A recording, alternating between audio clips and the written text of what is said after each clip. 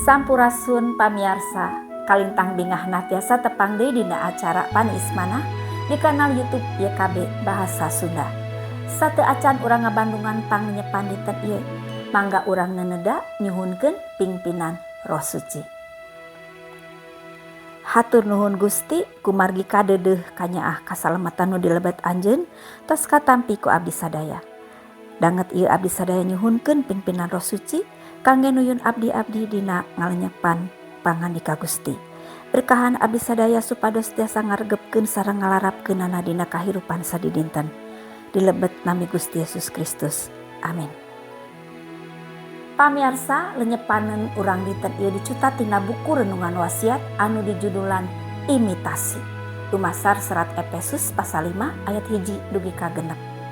Sareng nas mijanten puseur panglenyepan urang nyaeta ayatna anu kahiji anu unggalna kieu. Aranjeun geus diangken putra jeung dipikaasih ku Allah.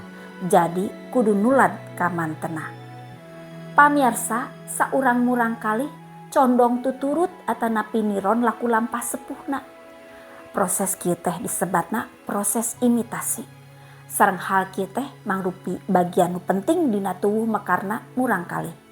Ngalangkungan proses imitasi murang kalih nyerep rupi-rupi laku lampah sepuhna katut peta cara cumareos sareng kabiasaan sanesna.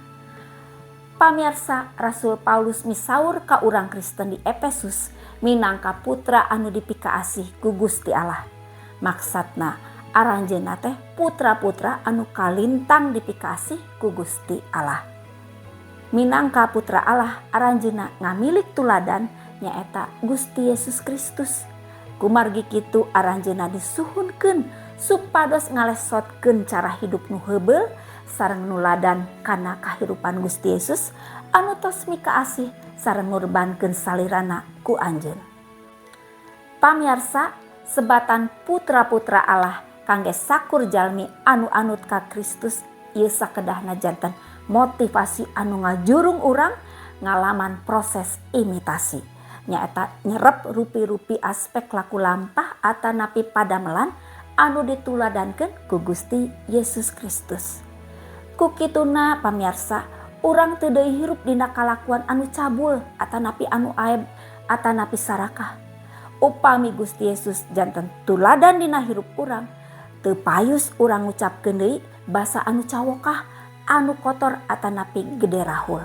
Sabalikna urang kedah janten jalmi anu resep misukur, anu ngucap syukur, kersa berkorban saperti Gusti Yesus. Pamirsa, mangga urang pada nilik ngariksa diri.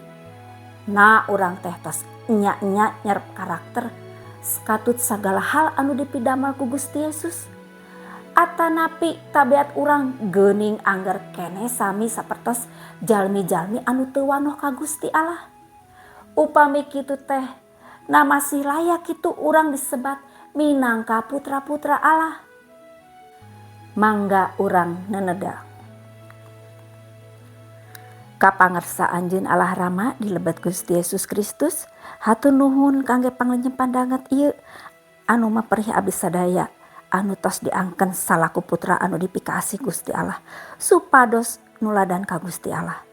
Tebihkeun abdi sadaya tina laku lampah anu cabul, anu aeb atanapi anu sarakah.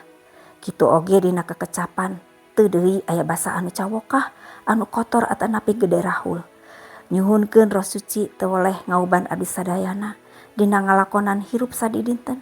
Hatur nuhun Gusti, paneda sareng pangdoa ieu disambat dilebet asmaning Gusti Yesus Kristus. Amin.